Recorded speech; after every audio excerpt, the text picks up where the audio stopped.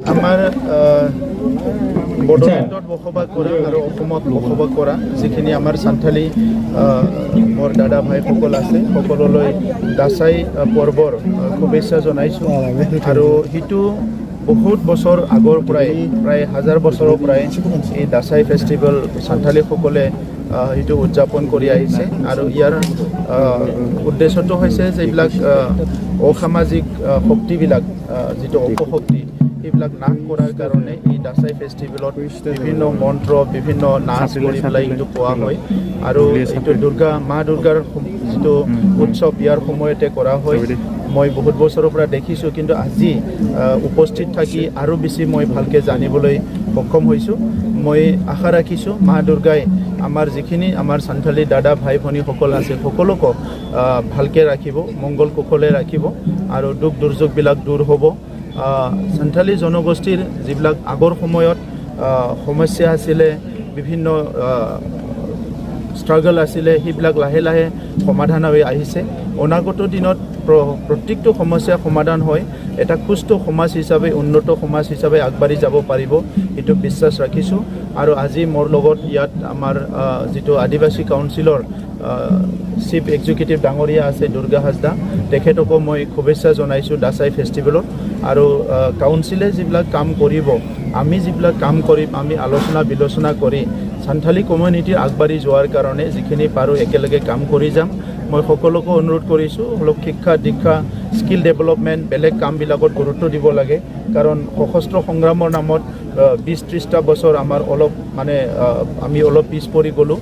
এতিয়া আমি ভাল সুযোগ পাইছোঁ, ভাল সময় পাইছে আৰু সকলো নিজৰ নিজৰ উদ্দেশ্য হিচাপে একৰ্ড কৰিছে, ভাল পৰিৱেশ আনিছে। গতিকে সামাজিক সংগঠনবোৰৰ লগত মিলি পেলাই সমাজখন আগুৱাই লৈ যোৱাৰ কাৰণে কাম কৰিব লাগিব কাৰণ জনসাধাৰণে খুব পজিটিভ হয়।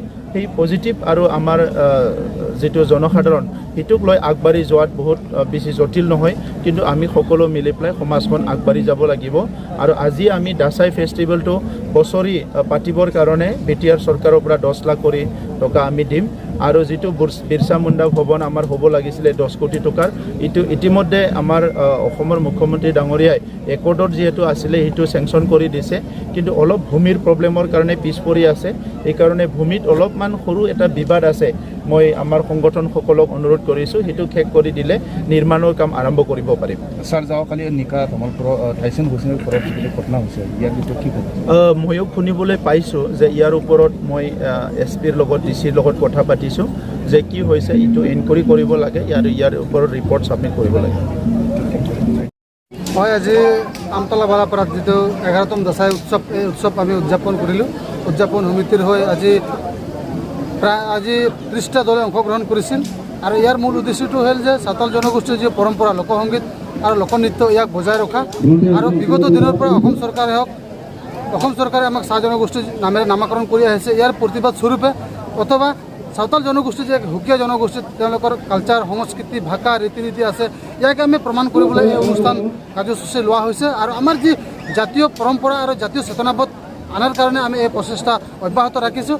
আৰু ইয়াত আজি আপোনালোকে দেখিবলৈ পাইছে যথেষ্ট মানুহৰ সমাগম হৈছে আৰু আমিও অসম চৰকাৰক দাবী জনাব বিচাৰিছোঁ যে এই কলা সংস্কৃতিৰে ভাষাৰে ৰীতিৰে ভৰপূৰ এই চাওতাল জনগোষ্ঠীক কিহৰ তাৰণত অসম চৰকাৰে চাহ জনগোষ্ঠী বুলি নামাকৰণ কৰিছে। গতিকে ইয়াক আমি তীব্ৰ বিৰোধিতা কৰিছোঁ। ইয়াত চাওতাল ছাত্ৰ সন্থা আদিবাসী ছাত্ৰ সন্থা আৰু দাসাই উৎসৱৰ যি অভ্যৰ্থনা সমিতিৰ আমি যৌথ উদ্যোগতে এই কাৰ্যসূচী লৈছিলোঁ।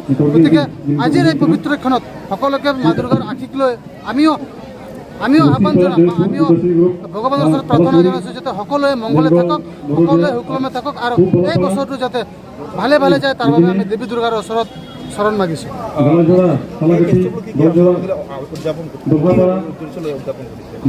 এই ফেষ্টিভেলটো উদযাপন কৰাৰ মেইন উদ্দেশ্য হ'ল যে আমাৰ জাতীয় যি উৎসৱ হয় এই উৎসৱটো আমি ৰক্ষা কৰা, এই উৎসৱটো প্ৰচাৰ প্ৰসাৰ কৰাৰ যে পাব্লিচিটি এই উৎসৱৰ জৰিয়তে অসম চৰকাৰক চাওতাল জনগোষ্ঠী হিচাপে আমি যি স্বীকৃতি প্ৰদান কৰা এই বিষয়ক লৈ আমি এই কাৰ্যসূচীটো ৰূপায়ণ কৰিছিলোঁ। আৰু আজি 30টা দলে অংশগ্ৰহণ কৰাৰ পিছত আমি 30টা দলক যি চাওতালী মাদল এই মাদলক আমি তেওঁলোকক অনুদান হিচাপে বা আমি তেওঁলোকক গিফ্ট হিচাপে প্ৰদান কৰিছোঁ যাতে তেওঁলোকে নিজৰ কলা সংস্কৃতি বজাই ৰাখিব পাৰে। এই মাদলৰ জৰিয়তে সকলো ধৰণৰ নাচ গান লোকসংগীত লোকনৃত্য যিটো প্ৰদৰ্শন কৰা হয় যাতে এই মাদলৰ জৰিয়তে তেওঁলোকে যাতে নিজৰ লোক সংস্কৃতি বজাই ৰাখিব পাৰে আৰু যাতে ভৱিষ্যতৰ দিনত তেওঁলোকে উন্নতিৰ পথত লৈ যাবলৈ সক্ষম হয়। হয়, আজি আমি আনন্দিত হৈছোঁ। BTR প্ৰধান প্ৰমোদ বড়ো ডাঙৰীয়াই বছৰি 10 লাখ টকাৰ সাহায্য ঘোষণা কৰিছে।